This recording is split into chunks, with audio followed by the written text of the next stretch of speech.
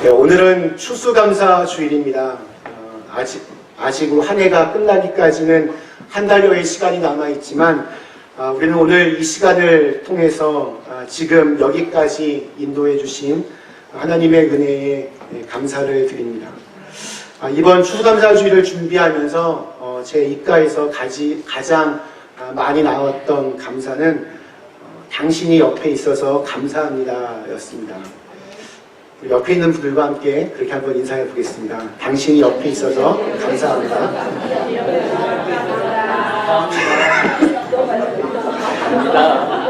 우리 한 번 더 인사하겠습니다. 당신을 만나게 해주신 하나님께 감사합니다. 당신을 만나게 해주신 하나님께 감사합니다. 하세요. 네, 추수감사절을 이렇게 반복하다 보면 우리가 감사의 의미를 놓칠 수가 있습니다. 그냥 매년 11월 셋째 주 주일이 되면 조금은 좀 특별하게 장식도 하고 특별한 헌금도 드리는 그런 예배 정도로 생각할 수도 있습니다. 결혼 기념일이 되면 신혼 초에는 분위기가 좋을 때에는 서로 선물도 정성껏 준비하고 서로를 생각하는 그 애틋한 마음이 깊어져서 저절로 이렇게 사랑하는 마음이 생깁니다. 그러나 그렇게 계속 반복하다 보면 시간이 흐르다 보면 서로 선물을 주고받는 날 정도로 그렇게 전락하다가 어떨 때는 결혼기념일 자체를 잊어버릴 때가 있습니다. 저는 안 그렇습니다. 추수감사절이 되면 우리 데살로니가전서 5장 18절에 있는 범사에 감사하라, 이 말씀이 이렇게 부담으로 다가올 때가 있습니다. 어떻게 범사에 언제나 always 감사할 수 있습니까? 이 말씀의 의미는 감사할 것이 있어서 그것만 감사하라는 것이 아닙니다. 그렇다고 해서 그냥 아무 생각 없이 앵무새처럼 계속 감사를 이렇게 외치라는 말도 아닙니다. 억지로라도 우리가 감사하다 보면 감사할 마음이 생긴다. 이 말을 틀린 말 아니지만 조금 무리가 있습니다. 범사에 감사하라 라고 하는 말씀에서 우리가 붙잡아야 할 것은 어떤 그 외적인 상황과 조건에 따른 그러한 반응이 아니고 그 어떤 상황과 조건에 관계없이 내 안에서 감사하게 만드는 어떤 근본적인 것을 붙잡으라라고 하는 그러한 말씀입니다. 그래서 오늘은 어떠한 상황에서도 감사할 수 있는 그 감사의 근본적인 그 원인이 무엇일까 좀 한번 살펴보려고 합니다. 첫째, 감사는 하나님과의 바른 관계에 놓여 있을 때 그때 일어납니다. 오늘 읽은 이 신명기 8장 1절로 3절에 있는 말씀에서 하나님은 이스라엘 백성들을 40년 동안 광야에서 훈련시키셨다 말씀하십니다. 하나님의 훈련은 그들이 광야를 지나는 동안 다양한 사건들과 환경들을 통해서 하나님이 누구이신지를 경험하게 하는 그러한 것이었습니다. 그들을 낮추실 때도 있었고 줄이게 하실 때도 있었고 때때로 만나를 먹이셨던 것은 하나님이 하나님 되심을 알게 하려는 것이었습니다. 이스라엘이 애굽을 탈출하여서 가나안으로 들어가는 모든 여정은 하나님께서 하신다. 이것이 정말 중요한 믿음의 고백입니다. 죽이 되든 밥이 되든 하나님과 바른 관계를 맺고 하나님을 의지하면 모든 것을 하나님께서 책임져 주신다는 것을 반복적으로 가르쳐주고 계십니다. 그런데 우리가 잘 아는 대로 이스라엘 백성들은 시간만 나면 원망과 불평을 늘어놓습니다. 그들은 하나님보다 내 눈에 지금 보이는 어떤 상황과 조건에 더 영향을 받았기 때문입니다. 배가 고프면 배고프다 죽겠다 야단이고 또 만나를 주시면 왜 매일 이것만 주느냐고 그렇게 불평을 했습니다. 광야에서의 훈련은 어떠한 상황에도 불구하고 하나님만을 전적으로 신뢰하는 그러한 훈련이었습니다. 그러므로 중요한 것은 어떠한 상황이나 사건이 일어났을 때 그 일을 누가 허락하셨느냐를 바라볼 줄 알고 생각할 수 있어야 됩니다. 내 마음에 드느냐 들지 않느냐, 이게 어려운 일이냐 아니면 쉬운 일이냐 좋은 일이냐 그런 것이 아니라 하나님께서 나에게 이 일을 왜 허락하셨는가, 여기에 초점을 맞추면 아무리 어려운 일이 생겨도 그것이 하나님께서 허락하신 일이라면 그 속에 하나님의 놀라운 계획과 은혜가 숨어 있는 것을 보게 됩니다. 지난 우리 2018년 우리 한 해 동안에도 우리에게 정말 너무나 많은 일들이 있었습니다. 좋은 일도 있었지만 좋지 않은 일들도 있었습니다. 저절로 하나님 정말 감사합니다, 이런 말이 나올 만큼 참 좋은 시간들도 있었지만 감사한 시간도 있었지만 현재의 상황이 너무 고달파서 정말 악으로 깡으로 버티기에 급급한 시간도 있었습니다. 인생은 언제나 높낮이가 있습니다. 좋을 때도 있고 나쁠 때도 있습니다. 그렇기 때문에 지금 내 눈앞에서 벌어지고 있는 사건과 상황에 따라 그거에 따라 반응하기 시작하면 그러한 삶은 굉장히 불안해질 수밖에 없습니다.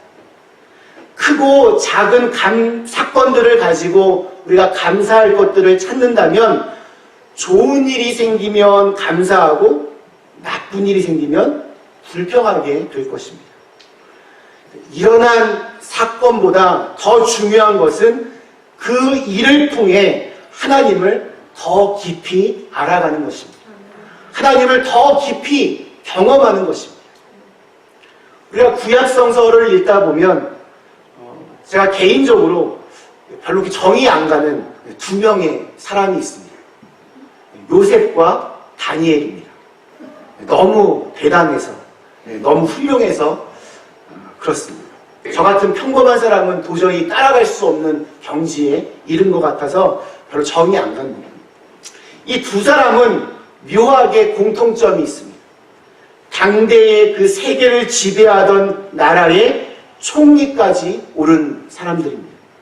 그것도 우리와 같은 이민자의 신분으로서 최고의 자리까지 올랐습니다.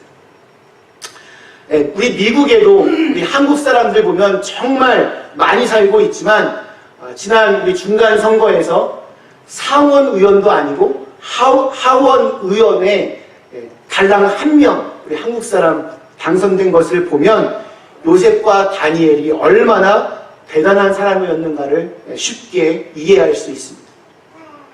그러나 그들이 성경에 기록된 이유는, 사람들의 그런 칭송을 받는 이유는 그들이 단순히 출세해서 총리를 했다는 것에 있지 않습니다. 그들이 마주했던 수많은 인생의 위기 앞에 어려움 속에서도 하나님을 향한 그들의 마음이 더욱더 깊어졌다는 데 있습니다. 요셉의 생애는 원망과 불평을 해도 정말 괜찮을 만큼 그렇게 험난한 인생이었습니다. 형들에 의해서 노예로 팔려갔고 억울한 누명을 쓰고 감옥에 갇혔습니다. 그러나 요셉은 훗날 총리가 되어서 형들을 다시 만나게 되었을 때, 형들이 나를 팔아서 내가 이곳에 온 것이 아니고 하나님이 나를 이곳으로 보내시기 위한 계획이었다라고 그렇게 말을 합니다. 그의 초점은 자기가 당했던 억울한 환경에 있지 않았고 오직 하나님이었습니다.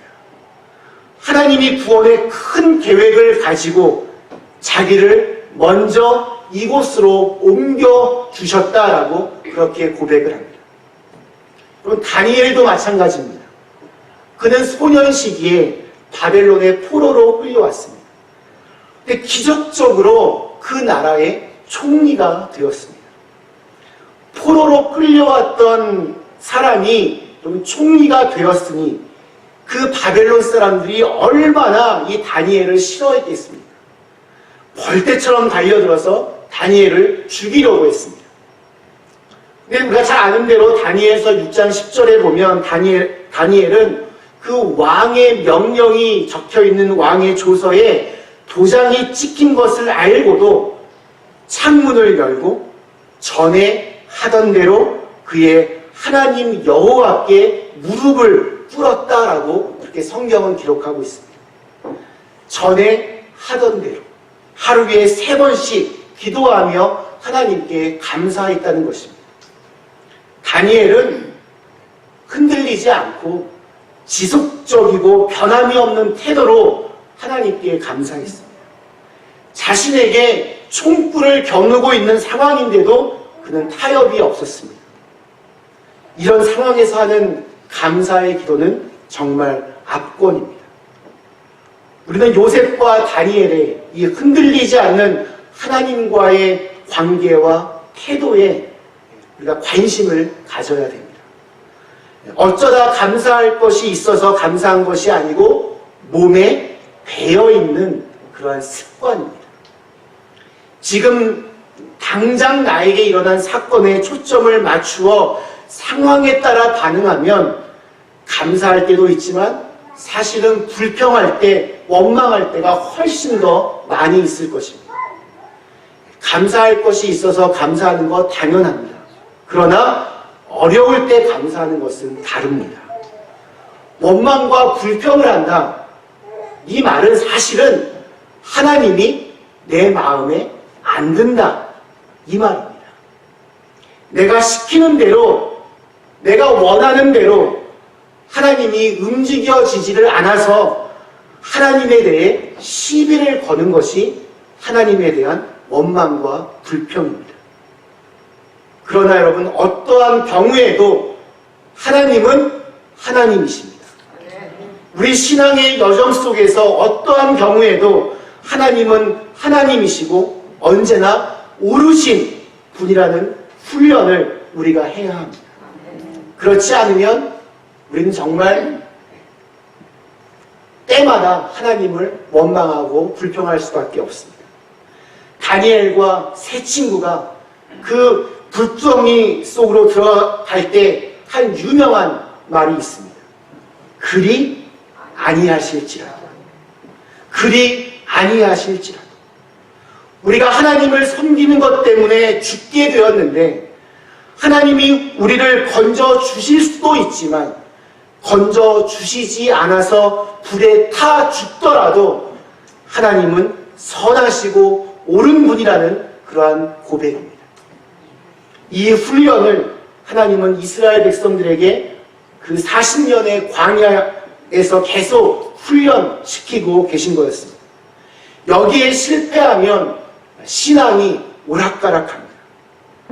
하나님의 백성으로서의 내 정체성을 붙잡는 것이 중요합니다. 하나님은 계속해서 너희들은 내 백성이고 나는 너희를 기르는 목자다. 너희는 나와의 관계만 잘 유지하면 모든 것은 다 내가 책임진다 라고 하십니다. 출애굽시키신 하나님이 이스라엘 백성들을 마지막까지 책임지실 것이라는 약속이 있었습니다. 우리의 삶에 어떠한 일이 일어나도 하나님과의 관계를 우리가 정확하게 붙잡고 또 하나님과의 온전한 관계 안에 우리가 거하고 있다면 우리는 원망하고 불평하지 않고 범사에 감사할 수 있을 것입니다. 두 번째로 감사는 마음의 변화에서 일어납니다. 하나님은 우리의 외모에 관심이 없으십니다. 우리가 어떤 집에 사는지, 우리가 얼마만큼 재산을 모으고 있는지, 얼마나 공부했는지 우리의 껍데기에 주목하지 않으십니다. 우리의 마음에 관심을 가지십니다. 오늘 2절 말씀에도 보면 내 마음이 어떠한지 알려 하심이라 라고 되어 있습니다. 마음의 태도를 보기 원하신다는 것입니다. 하나님의 훈련은 마음입니다. 우리 잠언 4장 23절 우리가 아주 잘 아는 유명한 말씀이 있습니다. 모든 지킬 만한 것 중에 무릇 내 마음을 지키라. 생명의 근원이 이에서 남이니라. 얼마나 중요한 말씀인지 모릅니다. 지켜야 할 것 정말 많이 있지만 모든 지킬 만한 것 중에 더욱 우리의 이 마음을 지켜야 됩니다. 모든 생명이 우리 마음에서부터 시작이 됩니다. 마음이 건강해야 됩니다. 지금 문제가 있다고 해도 우리의 마음이 건강한 상태면 그 문제는 시간 조금만 지나면 저절로 풀리게 되어 있습니다. 그러나 마음이 병들어 있으면 생명력이 없어서 우리의 생명이 그냥 줄줄 새어나가는 것입니다. 신앙의 핵심은 마음의 변화와 회복에 있습니다. 감사는 그냥 나오지 않습니다. 우리의 본성으로는 안 됩니다. 아이들을 보면 감사를 해야 한다는 것을 알면서도 하지 않고 또 때로는 그것을 싫어하기도 합니다. 저도 이렇게 그런 일이 생길 때 우리 아이들에게 감사합니다, 빨리 인사해, 매번 말하도록 시키는데도 잘 쉽지가 않습니다. 왜냐하면 우리의 본성이 죄인이기 때문에 그렇습니다. 아무리 애를 써도 감사가 잘 안 나온다면 지금 내 마음에 무슨 문제가 있는 것입니다. 이스라엘 백성들이 자꾸 원망했던 것은 그들이 하나님의 말씀에 불순종하고 싶어서가 아니라 너무 배가 고파서 말씀대로 살 수 없었다라고 그렇게 말합니다. 그러나 하나님이 하늘의 만나를 내려주셔서 실컷 먹게 하셨을 때에도 그들은 여전히 불평했습니다.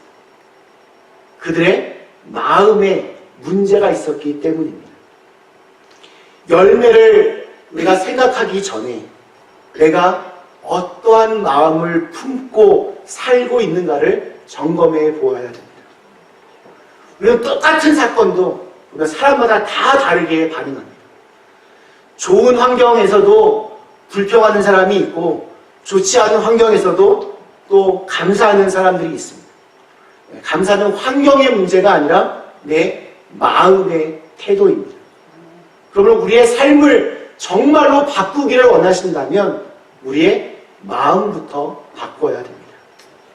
열심히 하는데도 원망과 시기와 다툼이 있다면 그 마음이 깨어져 있기 때문에 그 마음으로 이루는 어떠한 일에도 선한 열매가 맺힐 수가 없습니다. 그럼 이러한 깨진 마음은 왜 생겨나게 됩니까? 하나님과의 바른 관계 안에 있지 않기 때문입니다. 하나님과의 관계가 바로 되어 있지 않으면 마음이 깨어지고 그 깨진 마음에서 흘러나오는 것이 이 이스라엘 백성들처럼 원망과 불평밖에는 없습니다. 골로새서 2장 7절에서 어떻게 해야 우리의 마음을 지킬 수 있는지 이렇게 증언합니다. 그 안에 뿌리를 박으며 세움을 받아 교훈을 받은 대로 믿음에 굳게 서서 감사함을 넘치게 하라. 그 안에 뿌리를 박으며 그 안에는 바로 예수 그리스도 안에입니다. 예수 그리스도 안에 뿌리를 박으라는 말씀입니다. 그러므로 우리의 마음이 계속적인 변화를 받기 위해서는 그리스도와의 친밀한 교제 안에서 영적인 그런 삶을 지속해야 되고, 그럴 때 나도 모르게 흘러나오는 것이 바로 감사의 기도가 됩니다. 그럼 세 번째로 믿음의 태도에서 이 감사가 나옵니다. 이스라엘 백성들은 원망하다가 정말 많이 죽었습니다. 자, 그래서 잘 생각해 보면 하나님이 분노하신 것은 그들이 그냥 단순히 원망하고 불평해서가 아닙니다. 원망하고 불평하는 것으로 심판하셨다면 지금 여기에 남아있을 사람 한 명도 없습니다. 하나님은 원망과 불평을 하는 근본적인 원인을 보고 계신 겁니다. 그것은 바로 불신앙입니다. 벌어진 그 일 앞에 원망을 쏟아붓는 것은 이스라엘을 가나안으로 이끄시는 하나님의 섭리와 하나님의 인도하심에 대한 불신앙입니다. 믿음이 없는 거였습니다. 그럼 믿음이라고 하는 것이 무엇입니까? 믿음은 바라는 것들의 실상이요 보지 못하는 것들의 증거다. 당장 어떤 일에 결론을 내리지 않습니다. 믿음은 여러분 기다릴 줄 아는 것입니다. 하나님을 신뢰하면 정말 기다릴 수 있습니다. 믿음은 우리의 미래에 우리의 초점을 맞추게 합니다. 하나님의 약속이 이루어질 것을 믿음으로 기다리는 것입니다. 지난날 베풀어 주신 은혜에 감사한다고 해도 내일 베풀어 주실 은혜에 감사하지 못한다면 감사를 잃어버릴 가능성이 굉장히 높습니다. 출애굽기를 보면 이스라엘 백성들이 애굽의 그 거대한 권력에서 탈출하여 이제 홍해를 건넜습니다. 정말 대단한 사건입니다. 도저히 믿을 수 없는 놀라운 기적을 그들은 두 눈으로 똑똑히 보고 그들의 두 발로 그 홍해를 건너갔습니다.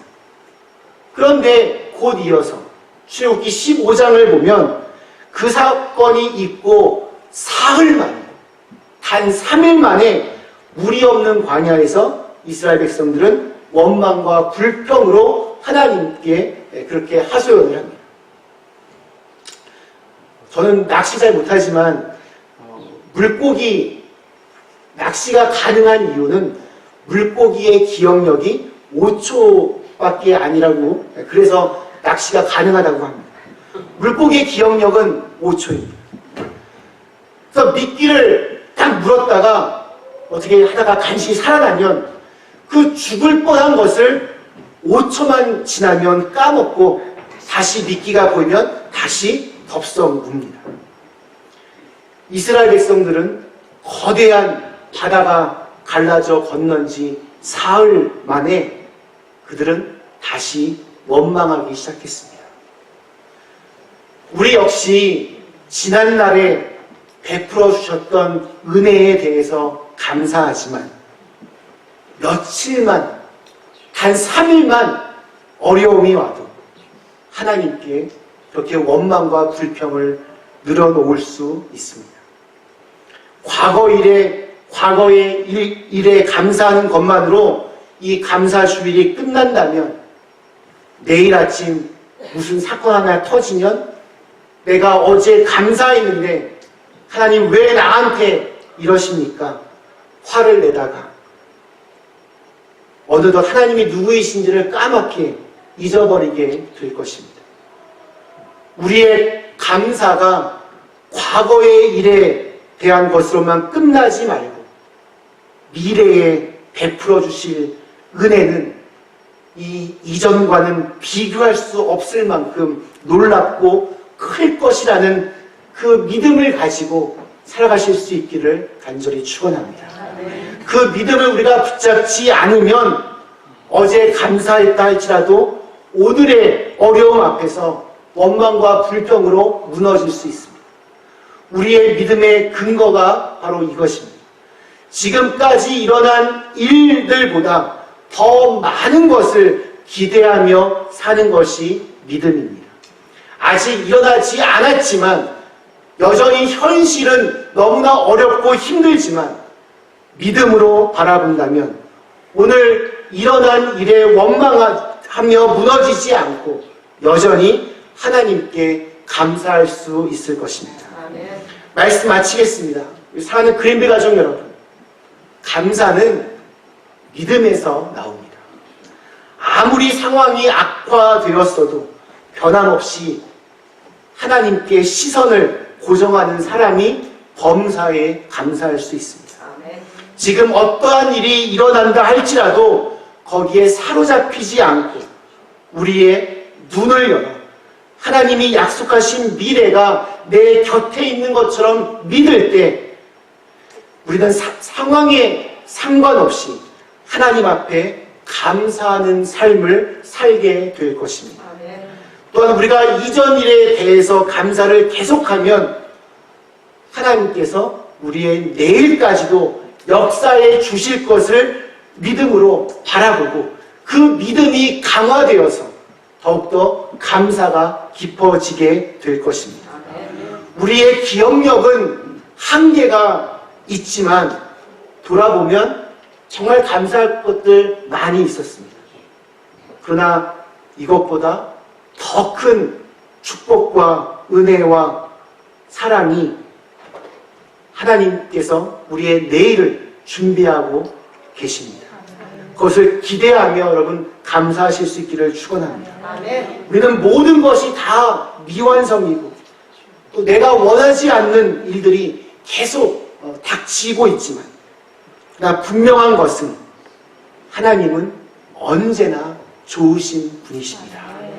어제도 역사하시고 오늘도 역사하시며 또 내일도 역사하실 하나님을 믿는 저와 여러분이 다 되실 수 있기를 주님의 이름으로 간절히 축원합니다.